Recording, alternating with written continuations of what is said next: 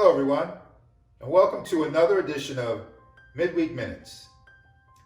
Now, I'm standing here trying to figure out whether this pumpkin is centered.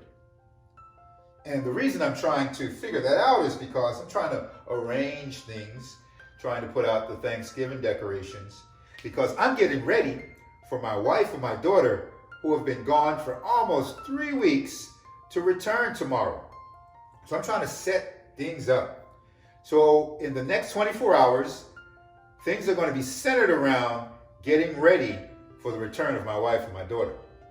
Speaking of centered, the title for Sunday's message was Spirit-Centered. And we continued our study in the book of Ephesians.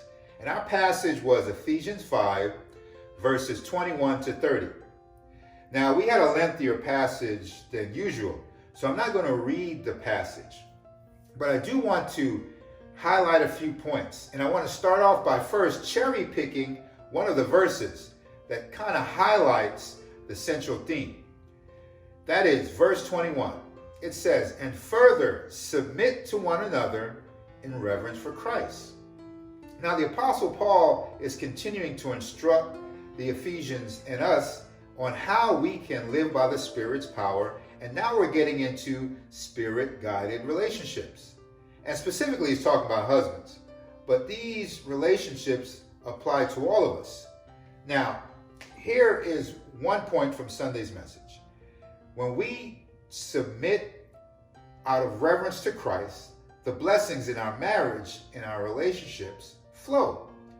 So the key, or should I say the impetus, for being able to receive the blessings in our relationships is first submitting to Christ out of reverence, out of respect.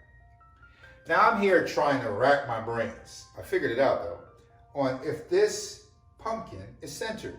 And the reason why is when you have the pumpkin centered, then you can get your cues for placing the other pumpkins based on realizing that this pumpkin is centered. And that's the same in our spiritual walk.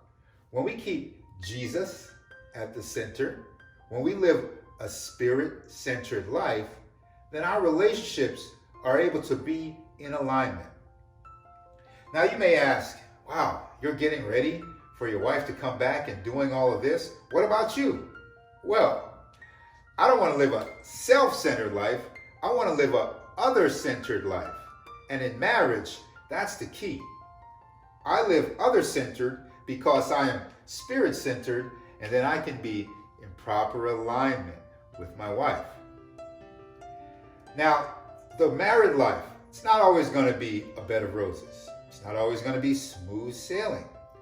But when we allow ourselves to keep the Spirit at the center and draw our cues on daily life and on how to live from the Spirit being the center of it all, then we can be in proper alignment and the blessings of God can flow through our life despite what we may be going through. So I encourage you, live a Spirit-centered life. Find ways to submit to your Father in heaven, to the Lordship of Jesus Christ and the leading of the Holy Spirit, so you can be in proper alignment to be other-centered versus self-centered and see the blessings of God flow in your life. Well, I can't wait for my wife to get back, but I also can't wait for you to join me next week for another edition of Midweek Minutes. Thank you for joining me, and goodbye for now.